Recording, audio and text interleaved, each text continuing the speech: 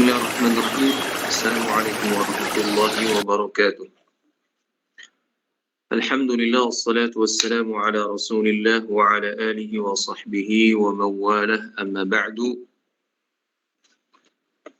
إخوتنا الكرام، في هذه الليلة إن شاء الله نواصل دراستنا لهذا العلم العظيم،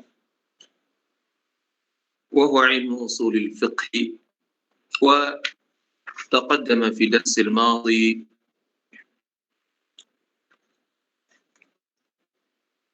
كلامنا فيما يتعلق بالموانع، وقد تطرقنا إلى تقسيم الحنفية هذه الموانع، أو كما سموه بالعوارض السماوية والعوارض المكتسبة أو كسبية كما قالوا. ولكن الجمهور، أي جمهور العلماء، لم يفرقوا بين العوارض أو الموانع السماوية والموانع المكتسبة، بل جعلوها في مسمى واحد وهو الموانع. وهذا المسمى سمي بالموانع، موانع التكليف. وكذلك قد أخذنا بعض مباحث أو بعض الموانع، وهو الجنون وكذلك النسيان. وفي هذه الليلة سنتناول فيما يتعلق بالجهل. قال المصنف حفظه الله: الجهل وهو انعدام العلم عمن يتصور منه العلم. Muallif hafizahullah menjelaskan kepada kita bahwasanya yang namanya jahal itu adalah wa huwa in'idamu al-ilmi amman yutasawwaru minhu al-ilm, ketiadaan ilmu dari orang yang dipersepsikan bahwa dia memiliki ilmu. Artinya, hal yang perlu kita persepsikan pertama kali adalah orang yang kita hukumi orang ini tidak mengetahui adalah orang yang mungkin atau bisa menerima ilmu, atau adalah dia memiliki pengetahuan. Artinya ilmu, kalau orang gila maka nggak mungkin kita bisa mengatakan dia bisa dipersepsikan memiliki ilmu. Tapi ini orang normal saja. Artinya kejahilan ini mungkin muncul dari orang tersebut. Wa min haitsu kaunuhu 'udhran rafi'an lit-taklif 'ala anwa'in arba'ah. Wa maksudnya adalah al-jahlu ini min haitsu kaunuhu 'udhran rafi'an lit-taklif 'ala anwa'in arba'ah. Jadi di sini beliau membagi al-jahl ini ditinjau dari sisi dia sebagai sebuah uzur yang bisa mengangkat taklif, terbagi menjadi 4 macam. Yang pertama, kata beliau, al-jahlu billahi jalla wa ala wa inkaru wujudihi au qudratihi wa nahwihima min sifatihi ats-tsabitati bin nusus al-qat'iyyah wa ma yajibu lahu min al-ibadah. فهذا لا يعذر به الإنسان بعد علمه بإرسال الرسل إلى الخلق. Kata beliau, di antara jenis yang pertama adalah dia tidak tahu Allah Subhanahu wa taala dan juga mengingkari akan keberadaan Allah Subhanahu wa taala atau eksistensinya atau kudrahnya atau kemampuannya atau yang semisalnya, yang mana semua ini valid dengan dalil atau nas-nas yang sifatnya qat'i. Wa ma yajibu lahu minal ibadah. Begitu juga dia nggak tahu apa yang ibadah yang mesti dia lakukan kepada Allah Subhanahu wa taala. Kata beliau, bagaimana hukumnya kalau seandainya ada orang nggak mau tahu tentang Allah dan mengingkari keberadaan Allah dan kemampuannya, dan juga dia nggak mau tahu apa yang mesti dilakukan kepada Allah dari segala bentuk ibadah, kata beliau, orang seperti ini nih bagaimana hukumnya? Fahada la yu'zar bihil insanu ba'da ilmihi. Orang seperti ini tidak layak diberikan toleransi, bahkan diberikan uzur. Tapi setelah apa? Kata beliau, setelah kalau dia tahu telah Allah Subhanahu wa taala mengutus rasul-rasulnya kepada manusia seluruhnya. وذلك لقوله تعالى وما كنا معذبين حتى نبعث رسولا فمفهومه أنه بعد بعث الرسل سيعذب العصاة والكفار. Kata beliau, bisa dipahami dari firman Allah Subhanahu wa taala, wa ma kunna mu'adzibin hatta nab'atsa rasula. Kami tidak akan mengazab sebuah umat, sebuah kaum, sampai kemudian kami mengutus rasul. Mafhum mukhalafahnya, kalau Allah Subhanahu wa taala belum mengutus seorang rasul ke sana, maka tidak akan terjadi yang namanya ta'zib ini. Artinya tidak akan terjadi yang namanya hukuman ini. Tapi kalau seandainya telah diutus rasul kepadanya, telah dikirim dai kepadanya, namun kemudian mereka mengingkari, tidak mau tahu tentang risalah Allah Subhanahu wa taala ini, maka mereka berhak mendapatkan azab dari Allah Subhanahu wa taala. Waliqaulihi ta'ala qul hal nunabbi'ukum bil akhsarina a'mala الذين ضل سعيهم في الحياة الدنيا وهم يحسبون أنهم يحسنون صنعا أولئك الذين كفروا بآيات ربهم ولقائه فحبطت أعمالهم فلا نقيم لهم يوم القيامة وزنا ولقوله تعالى وذلكم ظنكم الذي ظننتم بربكم أرداكم. Kata beliau, فهذه الآيات تدل على أن ظنهم السيء لم يعفهم من العقوبة. Katanya, dari semua ayat ini, dari surat Al-Kahfi maupun surat Fussilat ini menunjukkan kepada kita bahwasanya prasangka mereka yang buruk tidak menghalangi. Nah, yu'iffahum a'affa yu'iffu, mencegah mereka dari ukubah Allah Subhanahu wa taala. Jadi tidak menghalangi mereka mendapatkan hukuman dari Allah Subhanahu wa taala.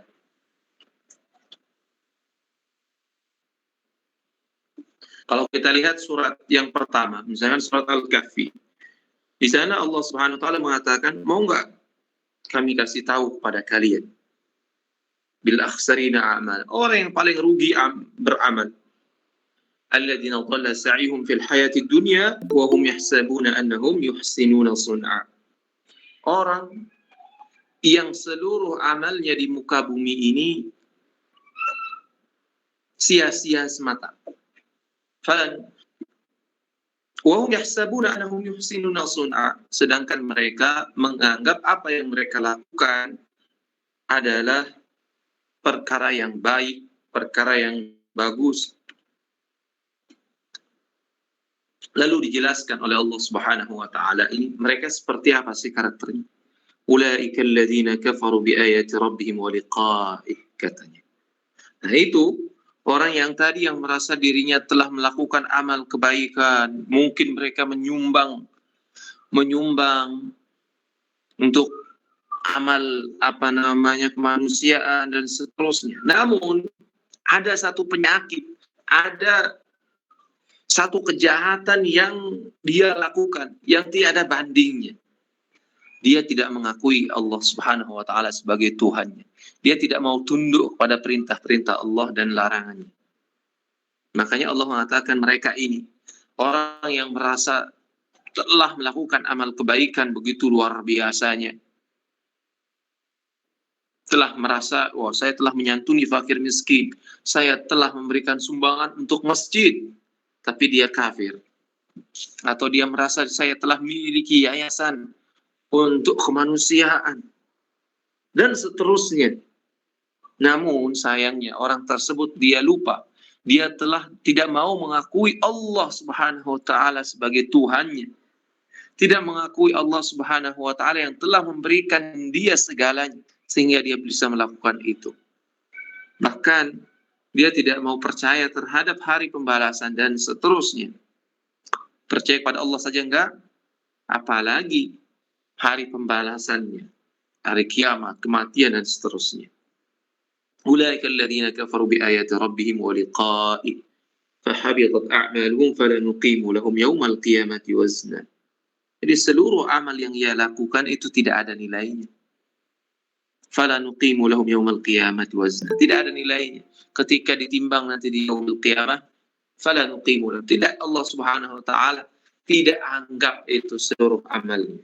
Karena dia melakukan sebuah kriminalitas terbesar, yaitu tidak percaya kepada ayat Allah Subhanahu wa taala dan tidak percaya untuk bertemu dengan Allah Subhanahu wa taala sehingga dia pun kafir. Nah, ini juga bisa menjadi bantahan kepada sebagian orang yang ragu-ragu terhadap bahwasanya kalau Anda melaksanakan kebaikan, maka Anda berarti telah berjalan menuju Tuhan, sekalipun mungkin dia tidak masuk dalam Islam. Dianggapnya ini sudah dia mendapatkan kebaikan, maka akan nanti di yaumil qiyamah dia pun akan diganjar oleh Allah Subhanahu wa taala. Nah, ini merupakan pemahaman yang menyesatkan.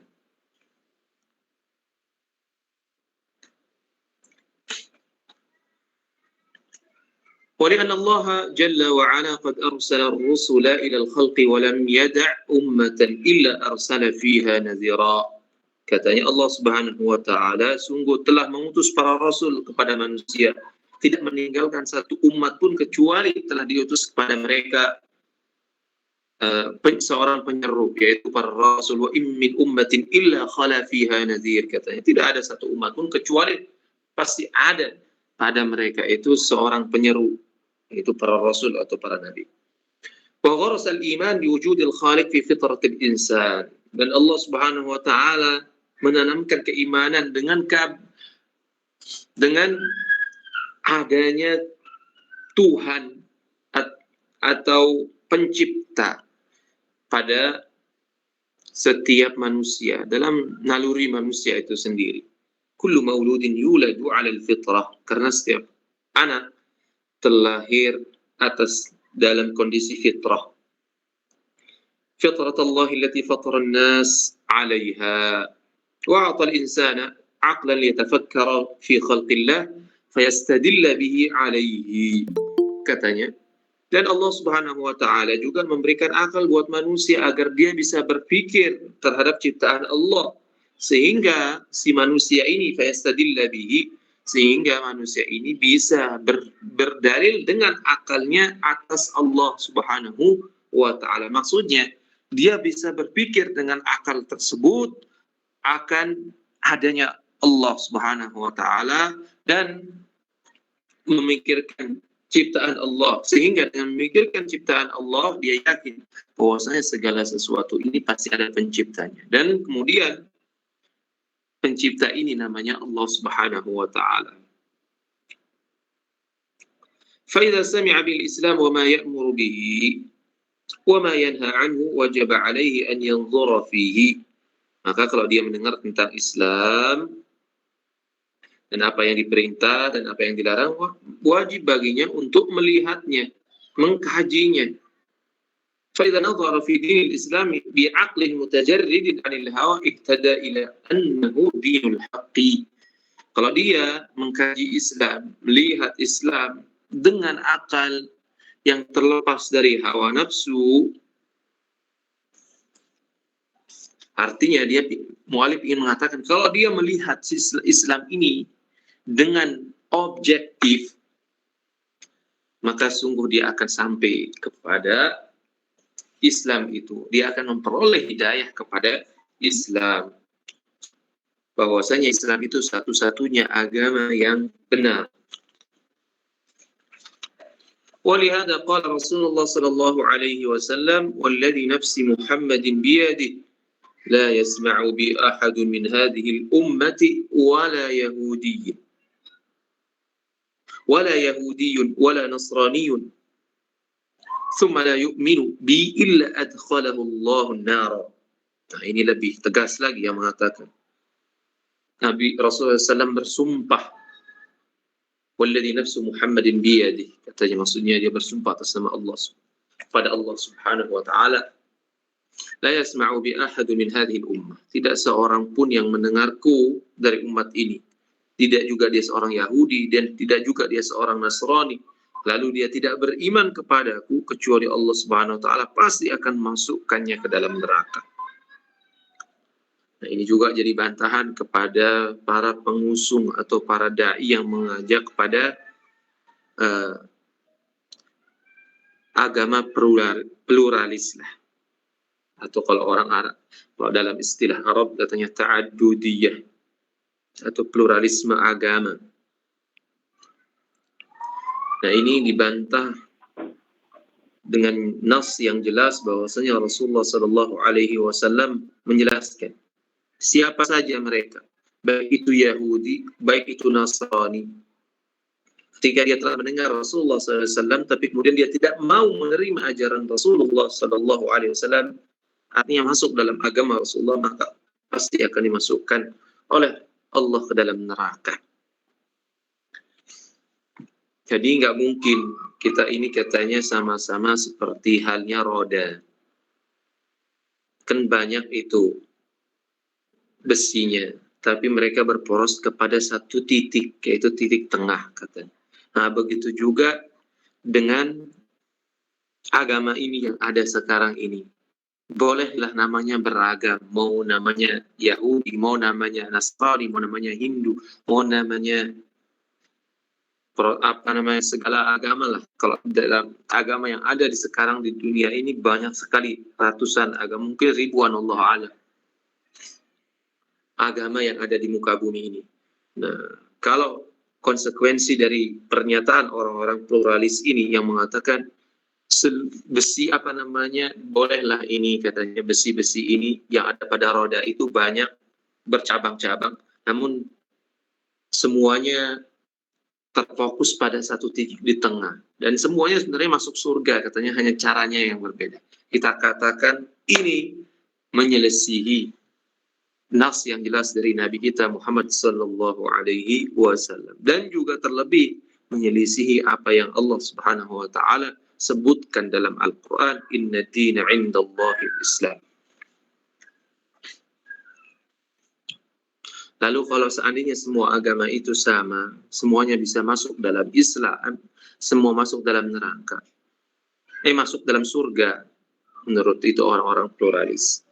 Maka kita katakan, ngapain kalau gitu Nabi Shallallahu Alaihi Wasallam dakwah sampai berdarah-darah, ngajak orang orang musyrikin masuk dalam Islam, ngajak orang Yahudi masuk dalam Islam, ngajak orang Nasrani masuk dalam Islam, begitu juga para sahabatnya. Kalau seandainya semuanya bermuara pada satu hal, yaitu semuanya masuk surga.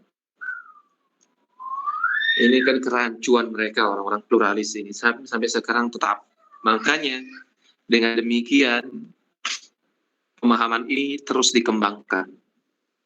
Bahwasanya kalau seandainya semuanya sama, maka mereka mulai masuk mensejajarkan salam Islam dengan salam-salam yang lainnya. Jadi mesti sekarang itu seorang pejabat mengucapkan lebih daripada satu salam sekalipun dia seorang muslim. Ini tentunya sangat-sangat bertentangan dengan ajaran Islam itu sendiri. Karena Islam itu wala tahinu wala tahzanu wa antumul a'launa in kuntum mu'minin. In kuntum mu'minin. Wa antumul a'launa in kuntum mu'minin. Lalu kenapa kita merendahkan diri dengan agama yang dibuat oleh manusia?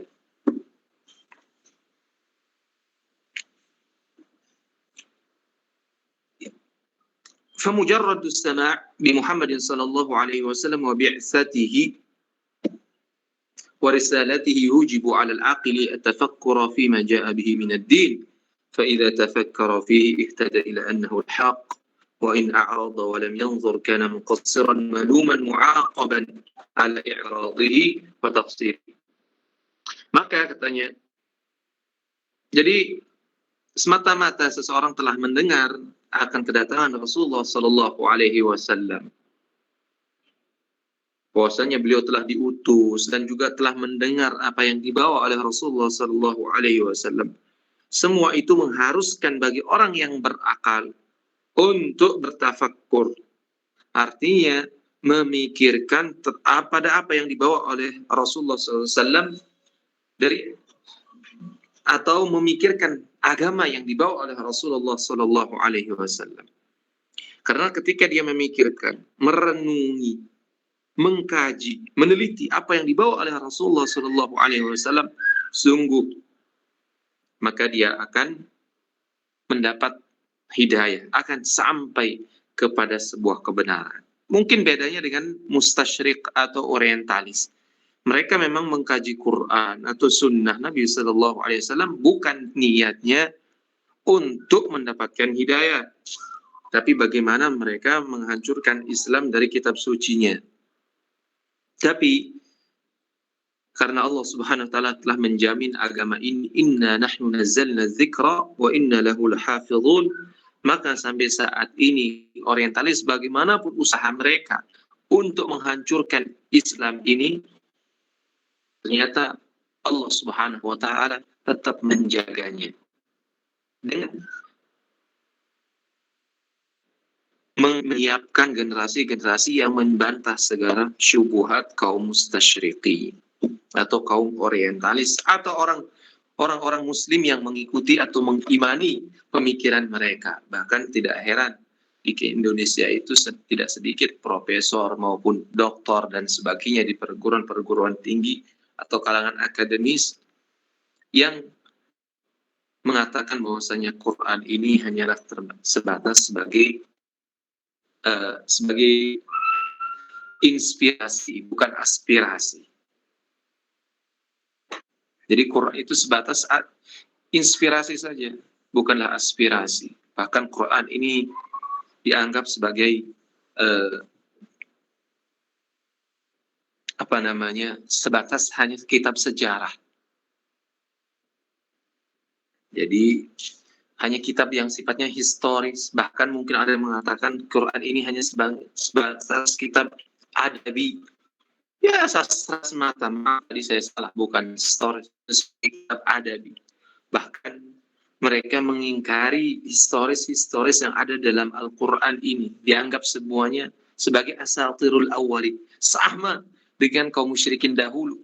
Mereka mengingkari apa yang Allah Subhanahu wa taala ceritakan dalam Al-Quran dengan menganggapnya itu sebagai asatirul awwalin. Nah, ternyata orang-orang yang menganggap dirinya muslim tetap juga menganggap dirinya muslim, atau orang menganggap dirinya sebagai orang yang objektif, mengkaji Islam dengan berbagai macam pendekatan historis, sosiologis, apa kayak namanya, antropologis. Bahkan mereka mengimani teori yang disebutkan oleh kalangan kalangan barat yang mereka sebut sebagai penafsiran astagfirullah.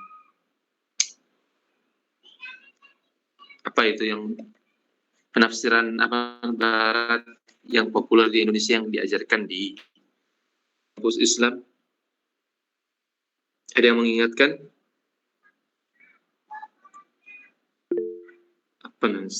Kok saya lupa?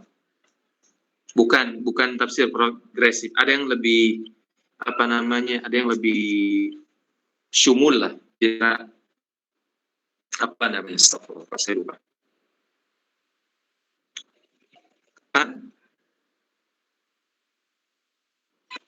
Oh ya, benar, Armin. Benar. Nah, itu dengan metode tersebut. Tapi alhamdulillah tetaplah banyak kaum muslimin, banyak ulama Islam yang telah menghadapi mereka di garda terdepan, menghadapi mereka dan menjawab segala bentuk tuduhan mereka. Tapi sayangnya kitab-kitab mereka ini tidak sampai kepada kita kebanyakan, jadi sehingga kadang mahasiswa baru atau yang baru masuk dalam perguruan tinggi, terkadang mereka akhirnya, oh iya, ternyata hal seperti ini. Ada sebuah kitab ini dibuat di Mesir. Kalau antum masuk ke websitenya namanya Al-Bayan, itu jumlahnya 30 jilid. Itu menjawab seluruh tuduhan-tuduhan kalangan orientalis.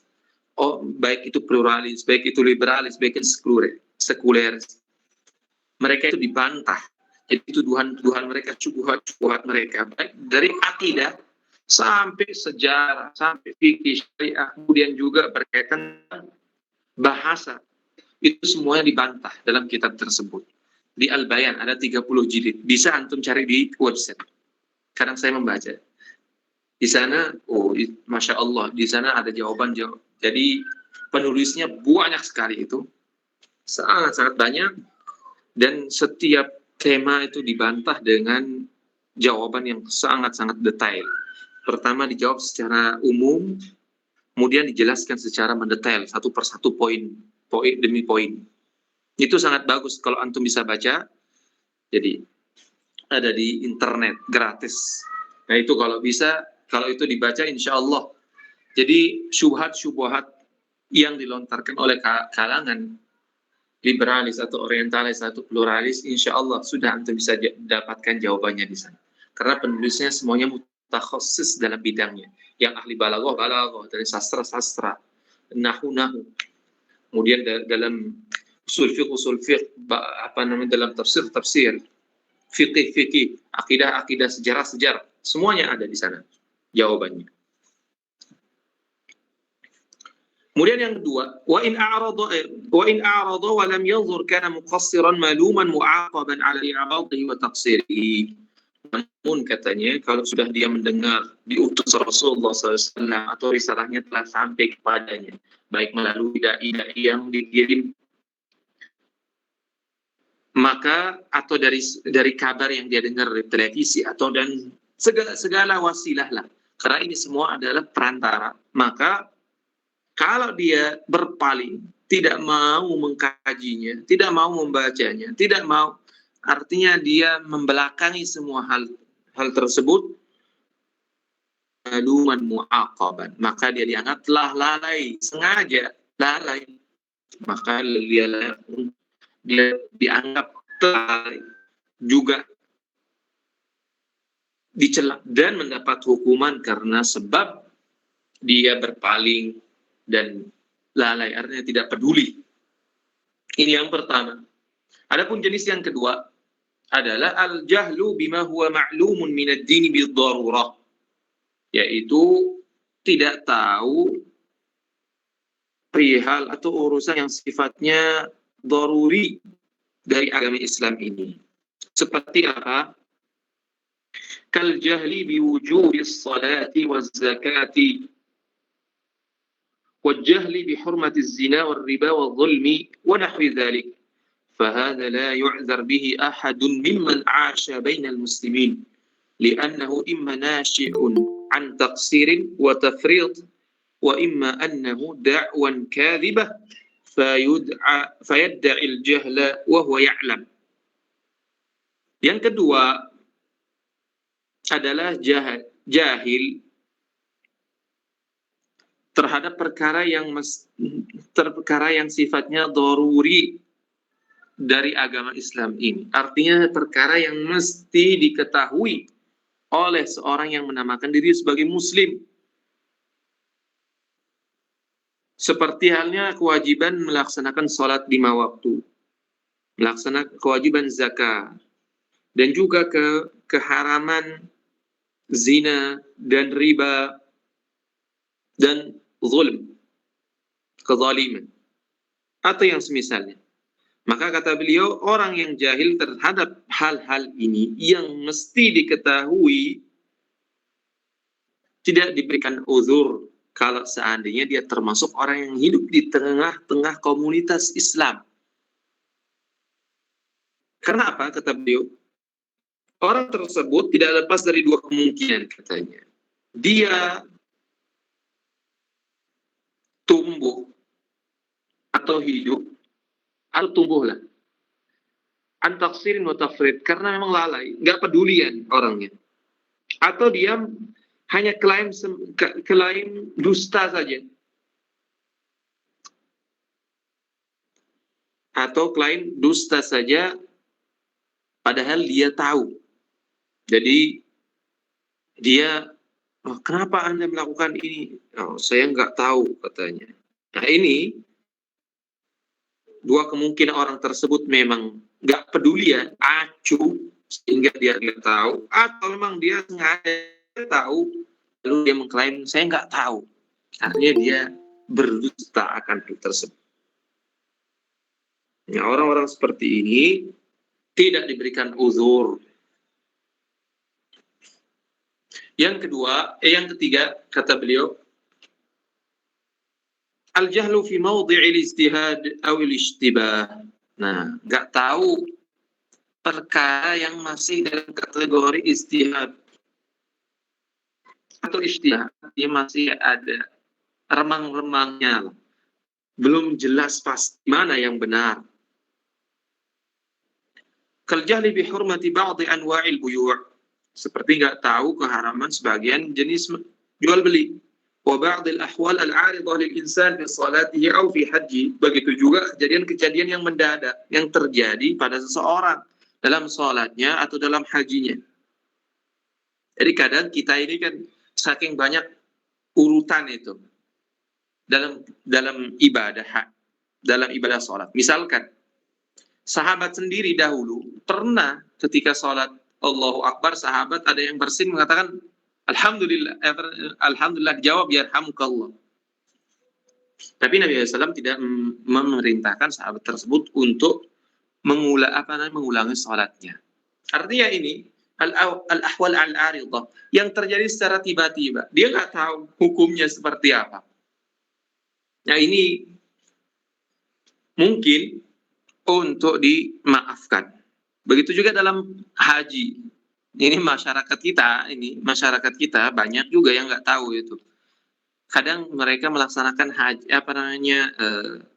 umroh atau haji. Kadang mereka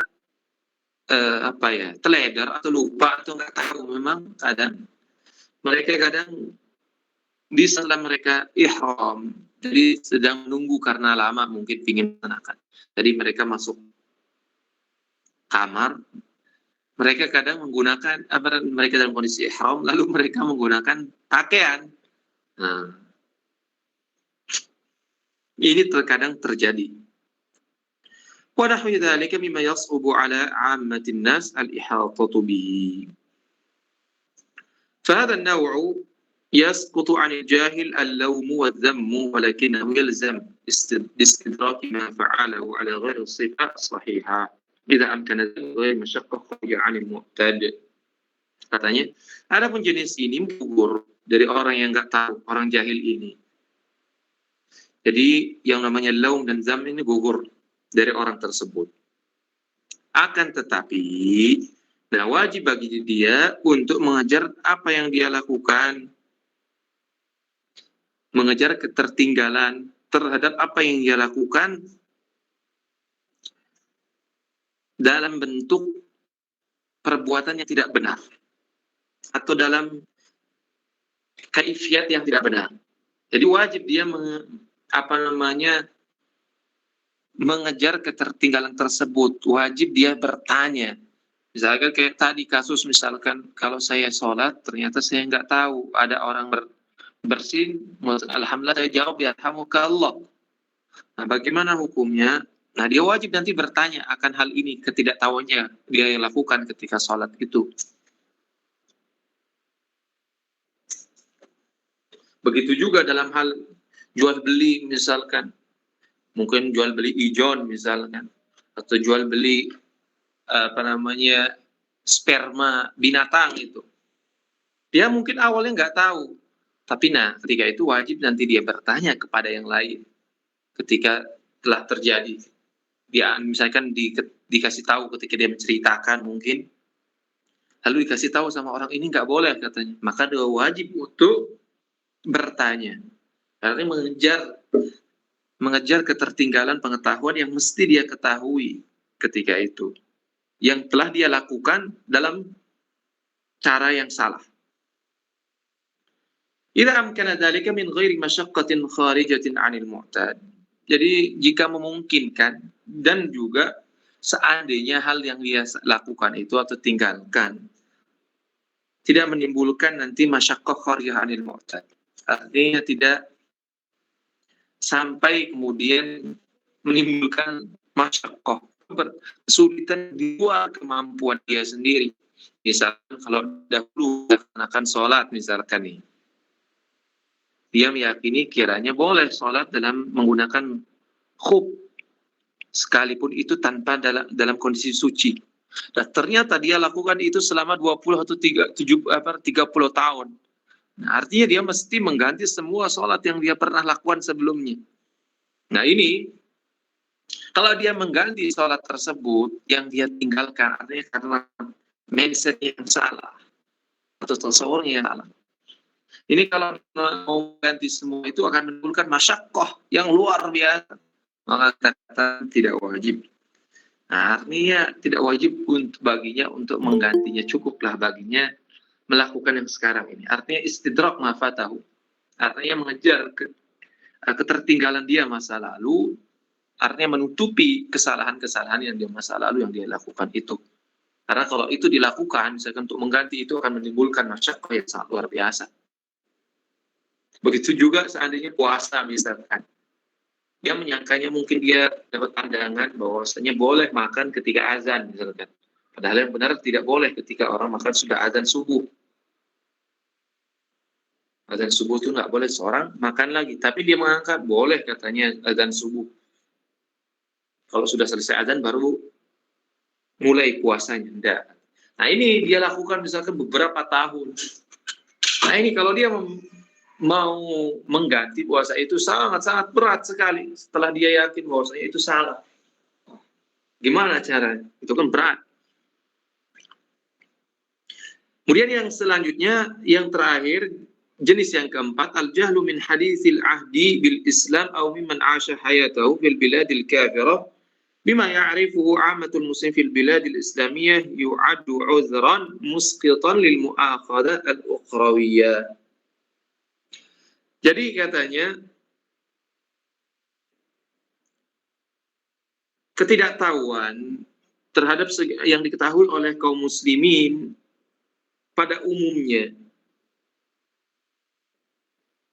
dari kejahilan ini muncul dari orang yang baru masuk Islam atau orang yang tinggal di negeri kafir katanya. Maka hal ini termasuk di antara uzur yang bisa menggugurkan seseorang dari mendapat hukuman yang sifatnya ukhrawi. Jadi kalau seandainya jahilan ini muncul dari orang yang baru masuk Islam atau orang yang hidup di negeri kafir, dia orang yang baru masuk Islam atau orang yang lama hidup di negeri kafir ini, dia tidak tahu terhadap apa yang diketahui oleh seluruh kaum muslimin atau mayoritas kaum muslimin di negeri Islam. Maka alasan tersebut, artinya alasan dia karena baru masuk Islam atau hidup di negeri kafir, maka itu alasan yang bisa menggugurkan dari mendapatkan hukuman yang sifatnya ukhrawi di akhirat nanti. Walakin yalzamu al-jahila bistidraki ma fatahu idza amkana istidrakahu.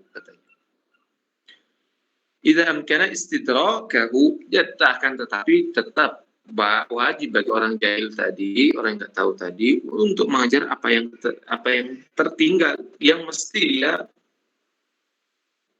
dia ketahui.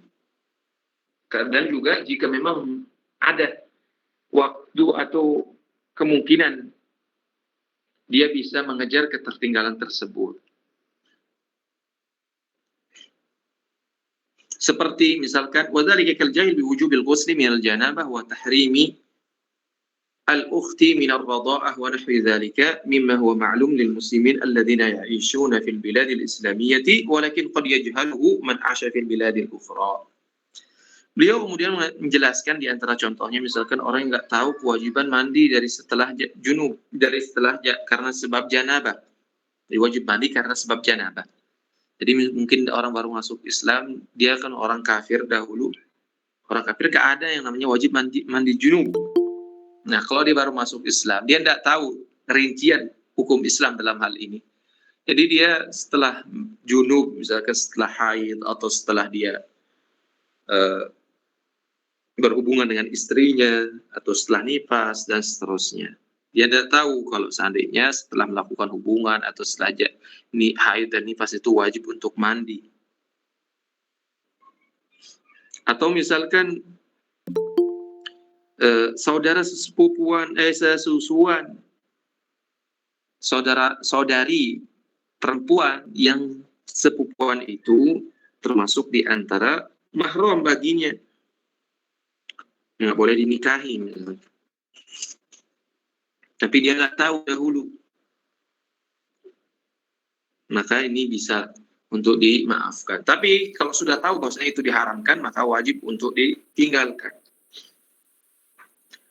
Wa huwa ma'lumun lil muslimin, artinya perkara-perkara ini termasuk perkara yang diketahui oleh kaum muslimin yang hidup di negara Islam. Tapi kadang tidak diketahui oleh orang yang tinggal di negara-negara kafir. Kemudian muallif hafizahullah menjelaskan kepada kita mawani' yang keempat, yaitu an-naumu, tidur. Yadhkur ba'd al-usuliyyin anna an-nawma mani'un min at-taklif wa anna an-na'im ghairu mukallaf. Wa muraduhum kama sabaq anna al-khitab la yatawajjahu ilayhi hala nawmihi.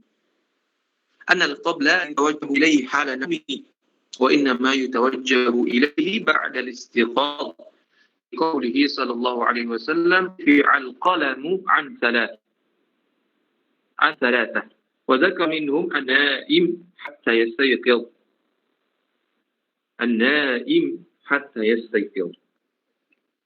Kata beliau, di antara salah satu mawani' taklif adalah an-naum, yaitu tidur. Sebagian ulama usul menyebutkan bahwasanya naum ini termasuk di antara mawani' at-taklif. Bahwasanya orang yang tidur ini tidak mukallaf. Adapun maksud mereka adalah bahwasanya khitab ini tidak diarahkan kepada mereka ketika mereka sedang tidur. Hanya diarahkan kepada mereka setelah mereka bangun. Hal itu sallallahu alaihi wasallam rufi'al qalamu an thalathah. Jadi rufi'al qalam an thalathah disebutkan di antaranya adalah an-naim hatta yastayqidh. Orang yang tidur sampai kemudian dia bangun. القول بعدم تكليفه حال نومه يعني أن ما يصدر منه من الأقوال لغو لا يعتد به حتى لو نطق بالطلاق أو بكلامه الكفر كلم أو بكلمه الكفر أو بالقذف أو ببيع أو شراء أو نحو ذلك لا يعتد به.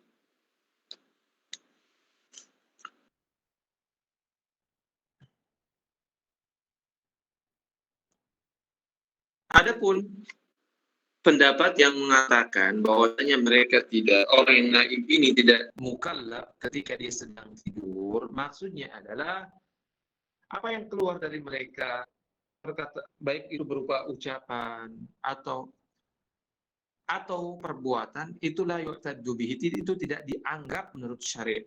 Sampai pun kalau seandainya dia ngigoin, dia mentalak istrinya, atau dia mengucapkan ucapan kafir, bikilmihi al-kufra.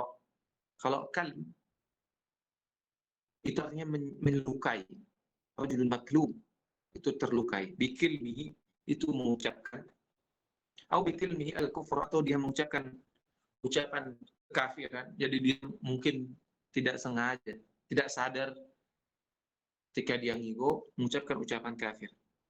Atau dia menuduh orang melakukan zina bil qadfi au bi bai'in au syira, atau dia misalkan mungkin dalam mimpi dan sebagainya dia tanpa sadar melakukan jual beli, atau segala perbuatan atau perkataan yang semisalnya, yang semua itu tidak dianggap. Wa amal af'al fa yu'akhadh ala ma yujibu ad-dhaman minha, li'anna ad-dhaman laysa min syartihi at-taklif.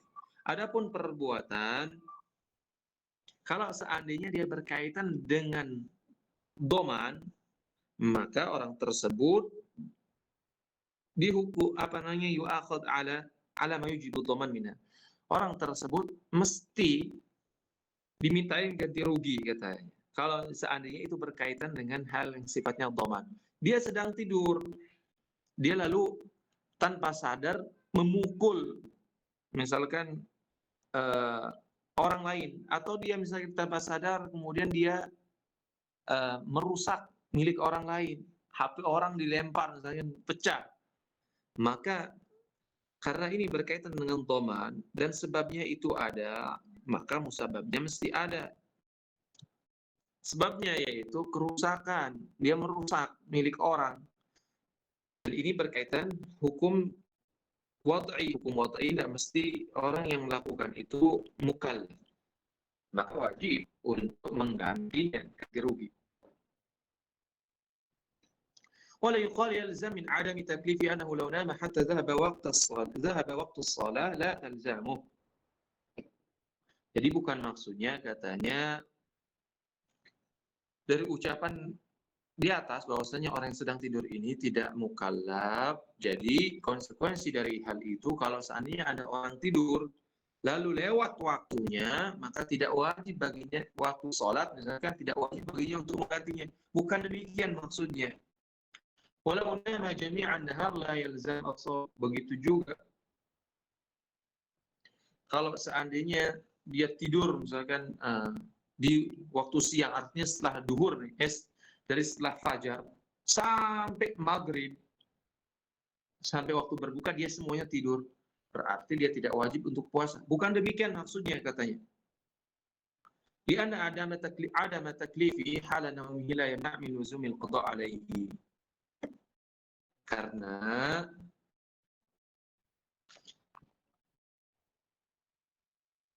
ketiadaan seorang yang tidur ini, atau ketiadaan taklif kepada orang yang sedang tidur ini, ketika dia tidur tidak menghalangi untuk kewajiban mengqadha terhadap apa yang ia tinggalkan. Jadi orang yang sedang tidur, sekalipun dia telah terlewat waktu sholat misalkan, atau puasa dia tidur terus dari setelah fajar sampai waktu maghrib misalkan, itu bukan berarti dia tidak wajib mengqadha terhadap apa yang ia tinggalkan. Wajib. Karena Nabi SAW mengatakan, innahu laysa fin naumi tafriṭun, innama tafriṭ fil yaqadhah. Karena Nabi SAW mengatakan tidak ada dalam tidur itu, tidaklah ada keteledoran dalam tidur, tapi keteledoran itu fil yaqadhah, ketika dia dalam kondisi sadar. Fa idza nasiya ahadukum salatan aw nama anha falyusalliha idza dzakaraha. Maka kalau seseorang katanya lupa salat atau ketiduran, maka wajib baginya untuk menggantinya ketika dia mengingatnya. Ini dalil juga yang dijadikan sebagian ulama, mayoritas ulama lah, istidlalnya katanya dengan qiyas ulawi. Kalau seandainya orang yang lupa saja atau orang yang ketiduran itu wajib untuk mengganti apa yang dia tinggalkan, maka orang yang sengaja meninggalkan sholat lebih utama untuk melaksanakan atau mengganti apa yang ia tinggalkan. Tapi qiyas kias ini tidak diterima oleh sebagian ulama. Bahkan Ibnu Rushd sendiri menolak kias ini dalam Bidayatul Mujtahid. Begitu juga kias ini ditolak oleh Ibnu Hazm oleh Ibnu Rushd. Begitu juga oleh Sultanul Ulama Al-Izz Ibnu Abdussalam dalam Qawaidul Ahkamnya, Qawaid Al-Kubranya. Beliau menolak hal ini, bahkan menguatkan pendapat daripada Ibnu Hazm. Adapun kalau kata Ibnu Rushd, seingat saya dulu, ya, karena sudah lama saya tidak pernah baca itu kitab Bidayatul Mujtahid. Beliau pernah mengomentari ini, katanya kalau dari sisi ta'dib lah.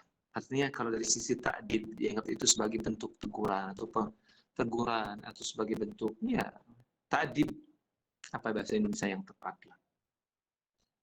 Maka itu bisa lah. Artinya kias itu masih maco lah. Karena kalau dilihat dari sisi kias, mata-mata kias, maka itu enggak klop. Karena ada perbedaan yang mendasar antara keduanya. Orang hadis ini berkaitan dengan orang yang ma'zur. Sedangkan orang yang enggak ma'zur, sedangkan kias itu mesti antara fara' dan asalnya mesti harus ada kesamaan. Sedangkan di sini fara'nya tidak sama. Fara'nya ini adalah ghairu ma'zur. Bagaimana dikiaskan dengan yang ma'zur? Tentunya ada di sana farik, kias ma'al farik. Tapi ulama kalau Hanabilah memandangnya dari sisi yang lain. Dia dari sisi maslahah. Ya. Jadi maslahah.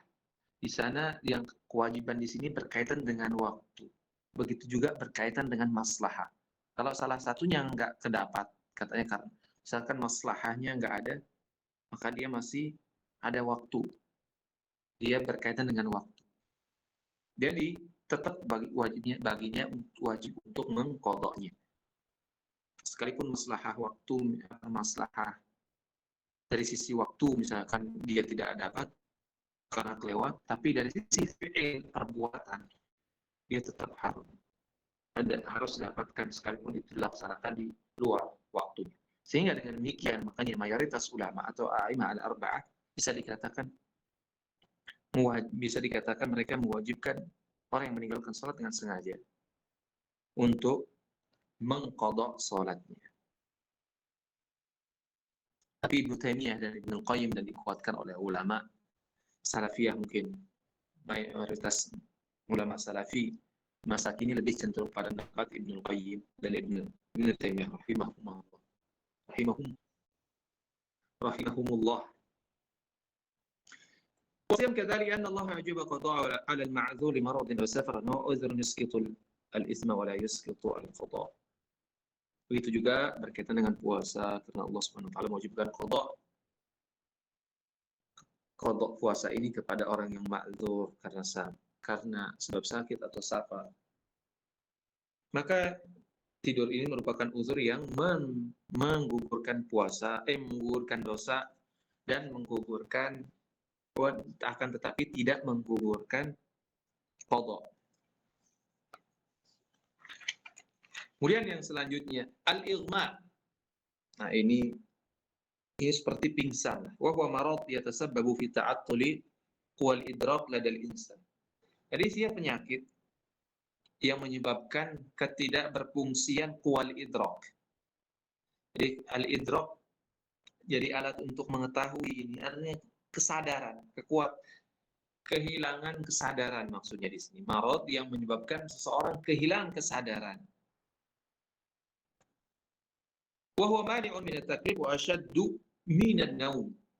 Nah, ini katanya perbedaan antara igma dengan tidur atau naum itu li'anna an-naim law nubbiha la-sahha min naumi bi khilafil muma'al. Orang yang pingsan dan orang yang tidur ini beda. Sebenarnya lebih berat orang yang pingsan ini. Kalau orang tidur mungkin kalau dibangunkan maka dia akan bangun. Tapi kalau orang pingsan belum tentu dia bisa bangun kalau dibangunkan. واختلف العلماء في قضاء العبادة التي مر وقتها على الإنسان وهو مغمى عليه. Ini.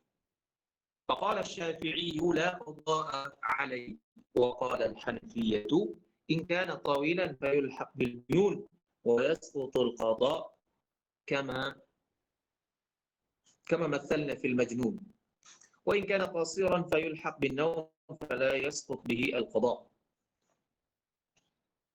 Dalam hal ini, bagaimana sikap ulama berkaitan dengan ibadah yang ditinggalkan oleh orang yang pingsan ini? Al-mughma alaih. Bagaimana dengan mengqadha salat ibadah yang waktunya telah lewat? Sedangkan ketika itu dia dalam kondisi pingsan. Maka Syafi'i rahimahullah, misalkan ada orang orang meninggalkan sholat misalkan karena sebab dia pingsan, duhur, asar, maghrib misalnya, dia semua sholat itu terlewatkan karena dia dalam kondisi pingsan atau koma. Bisa juga dalam kategori koma mungkin di zaman saat ini. Koma bisa waktunya sebulan, 2 bulan, sehari, mungkin sebentar. Mudah-mudahan kalau ada orang koma itu sebentar, kemudian sehat lagi. Tapi ada yang bertahun-tahun. Tentunya menurut Syafi'i rahimahullah la qadha alaihi, katanya. Orang tersebut yang terlewat ibadahnya karena kual idraknya ini. Artinya tidak berfungsi kual idrak untuk dia merasakan, untuk dia mengetahui dan seterusnya. Tidak berfungsi.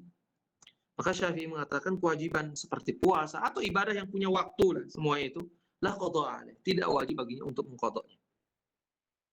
Wal Hanafiyah, kalau panjang katanya waktunya, maka dikategorikan seperti orang gila. Maka seluruh kewajiban ibadah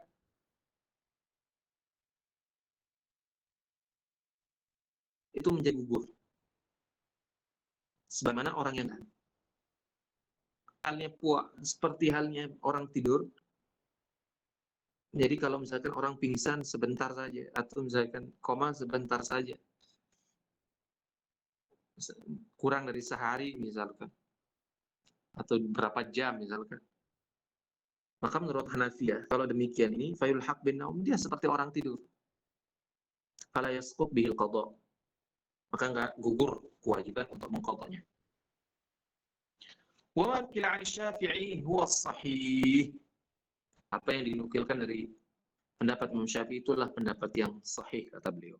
Wal farqu baina an-na'im wal mughma 'alayhi huwa anna an-nawm fihi janibu taqsirin min jihati al-'abdi.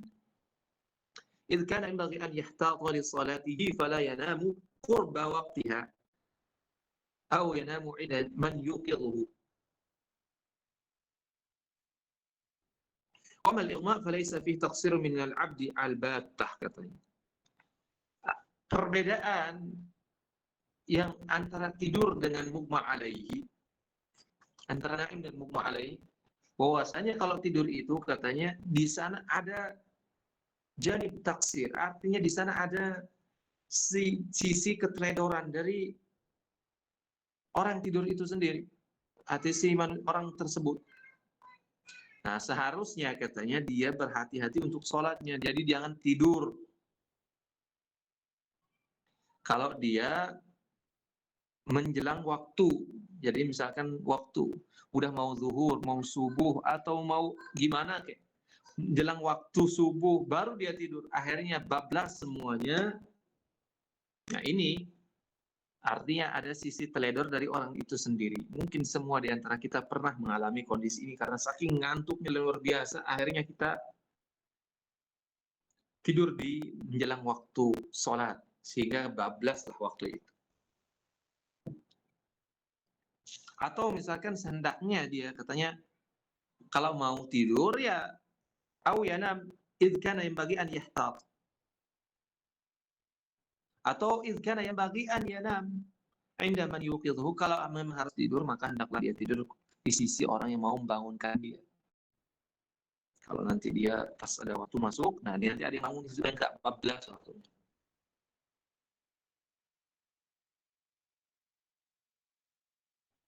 Amal ighma falaysa fihi taqsirun min al-'abdi al-battah. Adapun ighma katanya, maka tidak ada sedikit dari orang tersebut. Jadi karena itu adalah penyakit yang tiba-tiba datang, lalu dia pingsan atau dia koma. Nah ini kan di luar dari kendali orang tersebut. Kan antara orang naim dengan orang yang mughma alaih, atau dari tidur dengan orang yang pingsan ataupun koma. Allahu a'lam bissawab. Itulah mungkin kajian kita pada malam hari ini. Mudah-mudahan Allah Subhanahu wa taala memberikan kita taufik dan memberikan kepahaman terhadap ilmu ini. Allahu a'lam bissawab. Ada pertanyaan?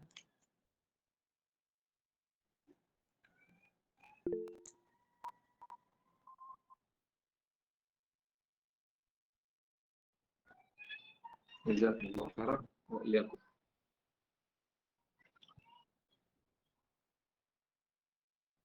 Tidak ada? Kalau nggak ada, kita tutup dengan doa kafaratul majlis. Ada satu. Fadhal.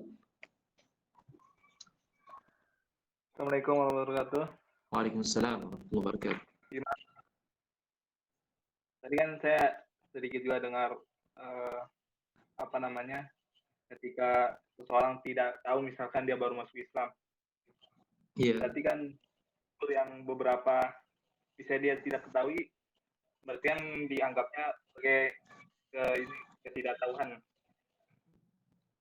Terus kemudian saya dengar juga tadi ketika dia menikah dengan sepersusuannya karena ketidaktahuannya, karena baru masuk Islam atau baru belajar, mungkin dia langsung meninggalkannya. Kalau misalkan dia masuk Islamnya di umur sudah memiliki banyak anak, terus juga harus ituin anak-anaknya mencukupi kebutuhannya, kan nggak mungkin juga meninggalkan istrinya begitu, apa tetap bersamanya sampai itu, apa gimana, Ustaz? Pertanyaan itu bagus sekali, dan itu pernah terjadi di zaman Nabi Shallallahu Alaihi Wasallam, di mana Nabi SAW memisahkan antara dua sahabat yang menikahi saudari sesusuannya. Jadi ketika dijelaskan oleh Nabi bahwa itu tidak boleh, ya sudah, langsung dipisah, langsung mereka berpisah sebagai istri. Kalau ada pun anak, artinya anak-anaknya tetap sebagai anaknya dia, artinya itu telah lewat lah. Jadi tetap sebagai anaknya, dan istrinya itu langsung dipisahkan. Anaknya tetap jadi anaknya, dan itu dianggap telah lewat. Ini diantara masail yang dalam fikih itu ada rinciannya. Ada yang boleh katanya, sebenarnya haram, yang boleh di awal, haram di awalnya, tapi lah terjadi, tapi nggak boleh berkesinambungan.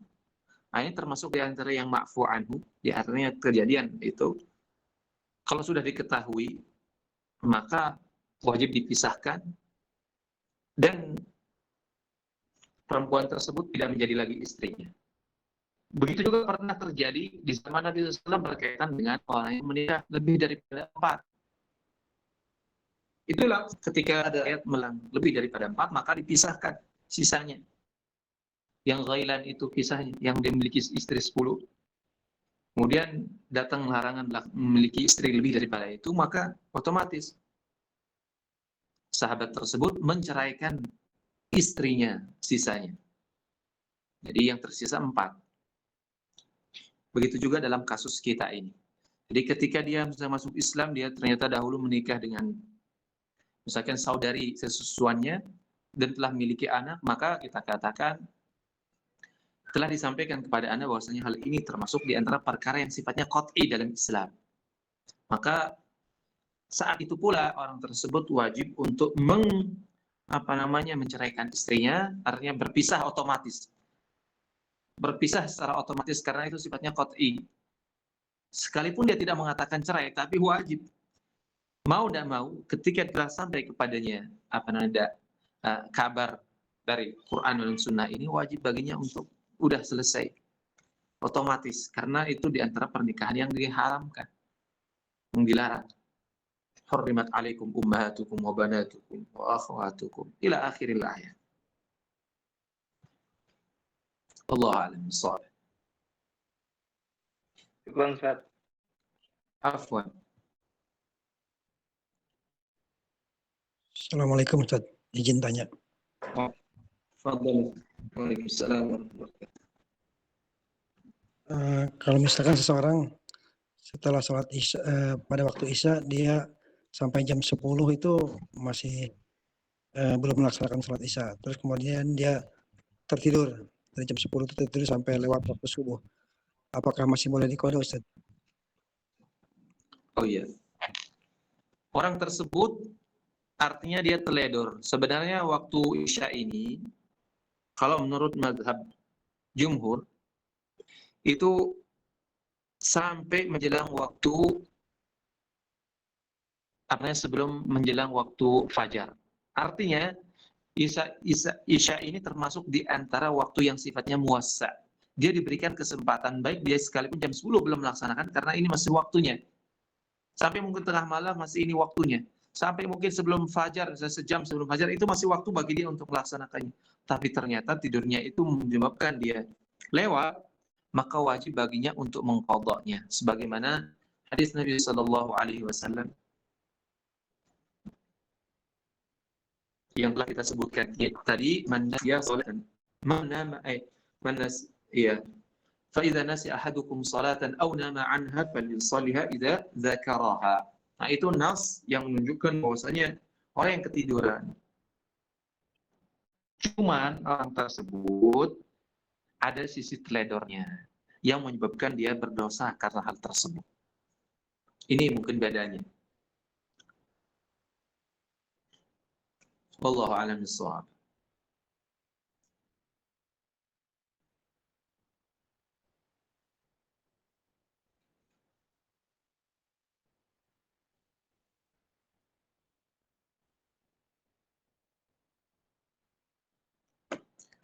Baik, sepertinya sudah nggak ada pertanyaan lagi.